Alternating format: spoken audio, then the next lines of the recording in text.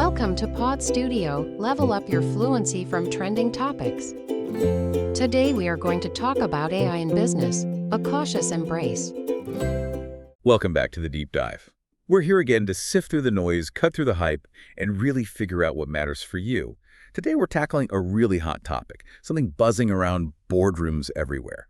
Private AI, specifically in business intelligence.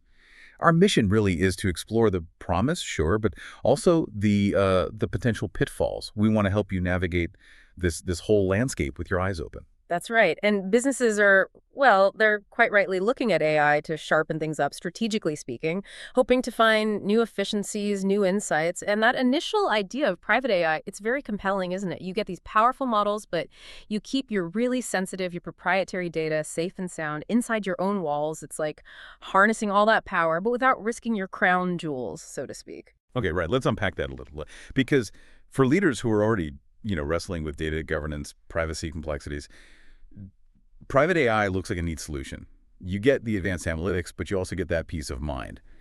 Knowing your HR files, your financials, your operational secrets, they're not going out into the wild. As the sources we looked at, they definitely draw a clear line between private and public AI.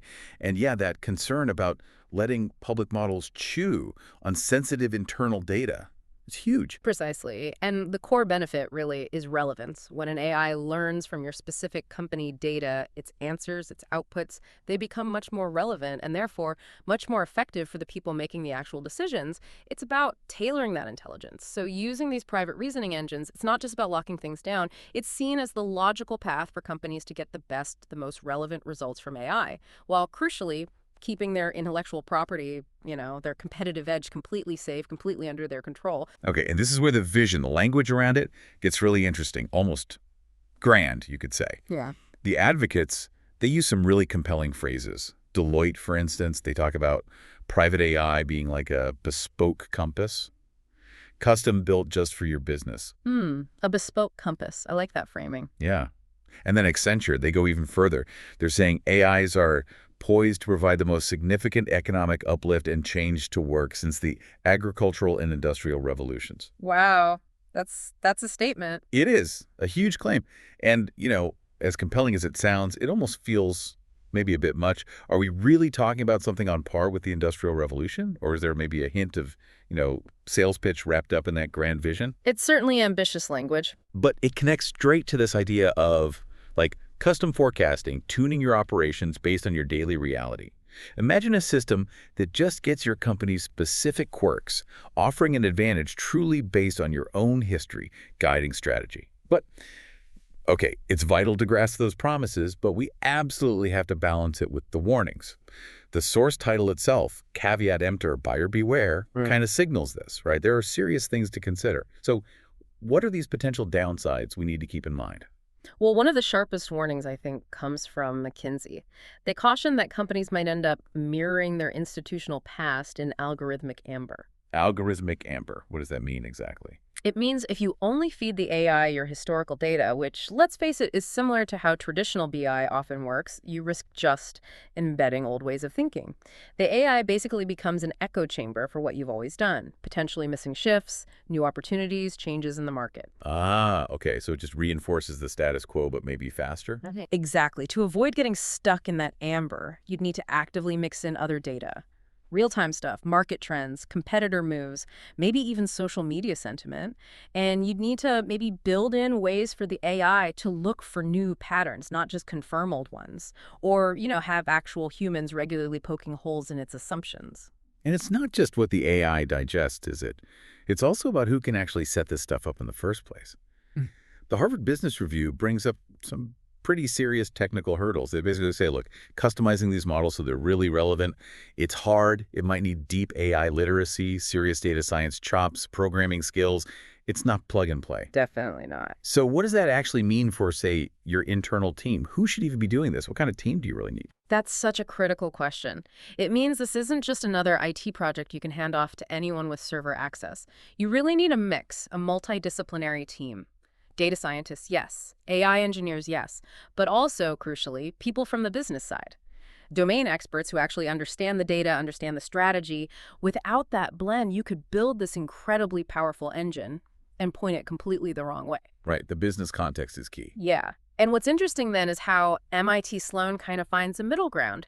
They suggest thinking of AI as a co-pilot, and they really emphasize continual questioning and verification of AI output, especially when the decisions are high stakes. A co-pilot, not thy pilot. I like that. Exactly. And making that co-pilot idea work means designing processes where AI insights always get a human look over before big decisions. Maybe you use explainable AI, XAI, so you can see why the AI suggested something. Or maybe you have a formal review process for important outputs. The point is designing for, let's say, intelligent teamwork, not just blind faith in the algorithm. That's such a key point. It shifts things from just technical capability to the human side, Yeah. critical thinking, judgment, accountability.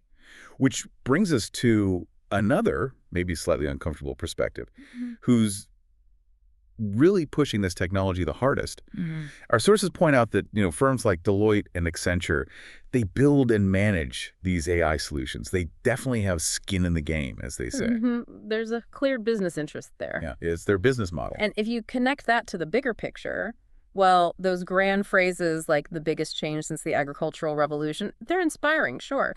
But we have to remember, the vendors' motives might not be purely, shall we say, altruistic. It's a massive market for them. Of course. Deloitte, for example, they work directly with Oracle and NVIDIA on the infrastructure side.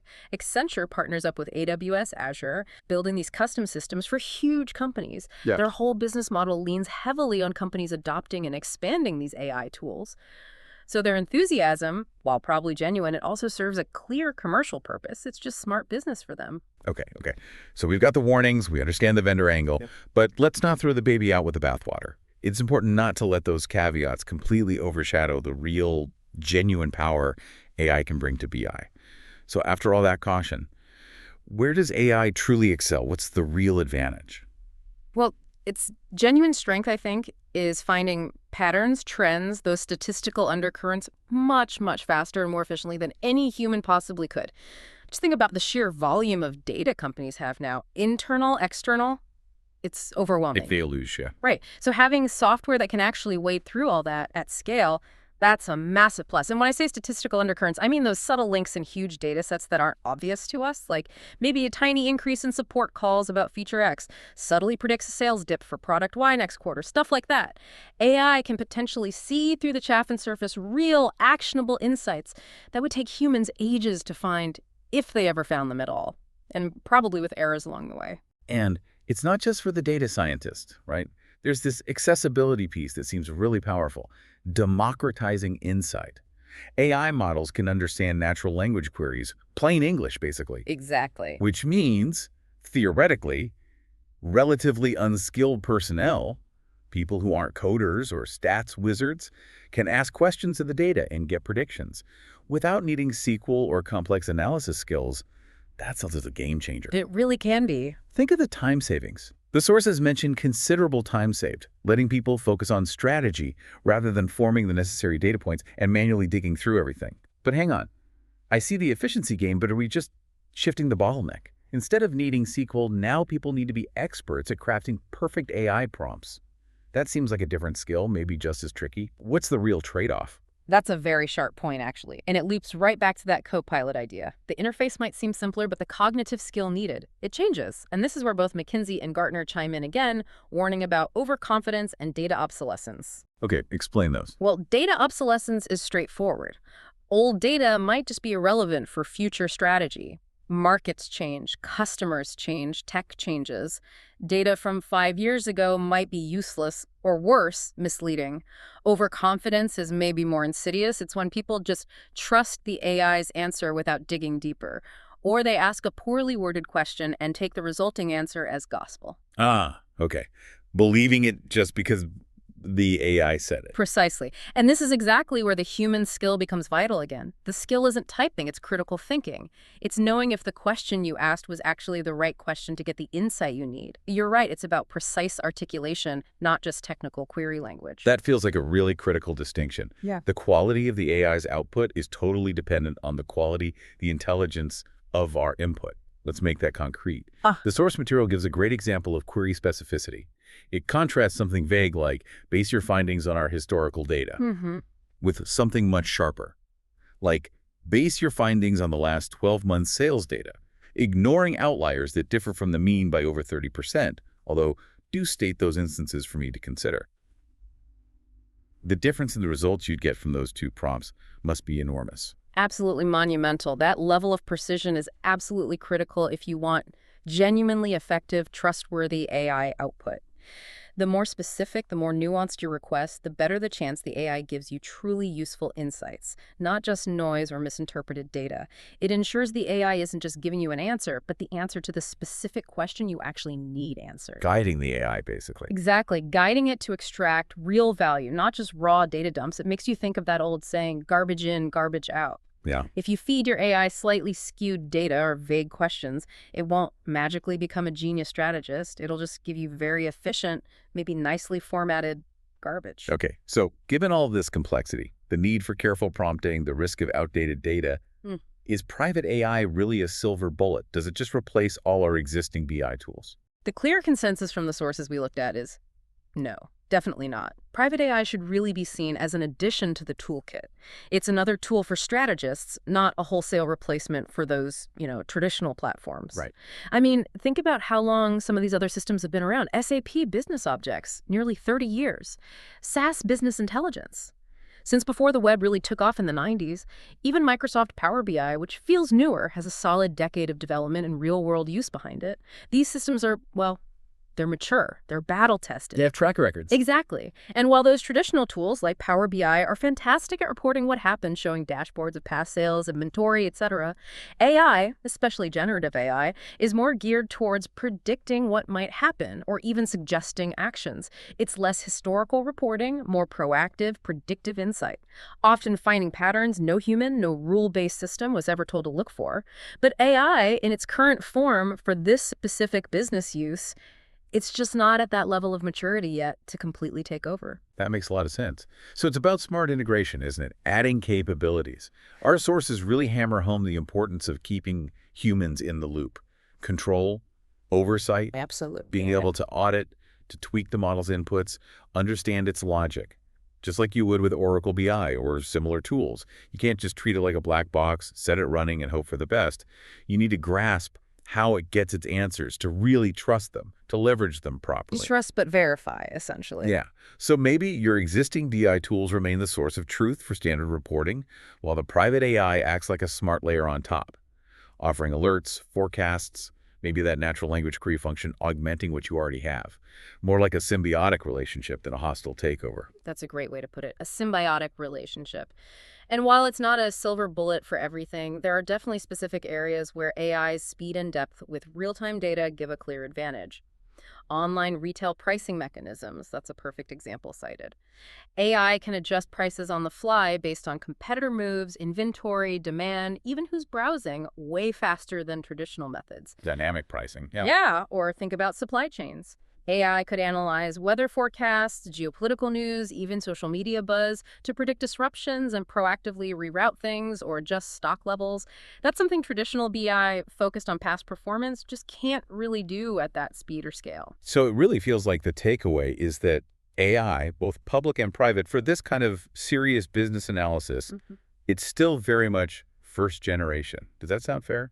I think that's absolutely fair. We're still in the relatively early stages, which means for anyone jumping in now, the advice from our sources is pretty consistent. You really need to temper the enthusiasm of AI and AI service vendors with practical experience and a critical eye. Right, balance the hype with reality. Exactly. The potential is enormous, no doubt.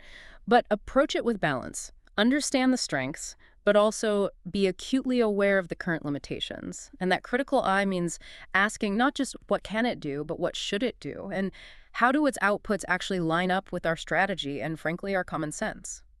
This has been incredibly insightful, a real deep dive into private AI for business intelligence.